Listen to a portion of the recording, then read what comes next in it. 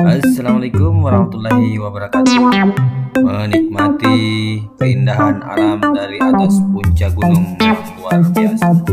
Kali ini saya berada di Puncak Lolai atau biasa disebut dengan negeri di atas awan, tepatnya di Kabupaten Toraja Utara.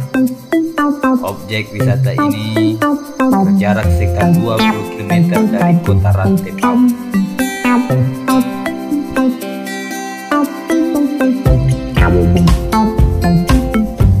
Selanjutnya, setelah mengunjungi negeri di atas awan, kita menuju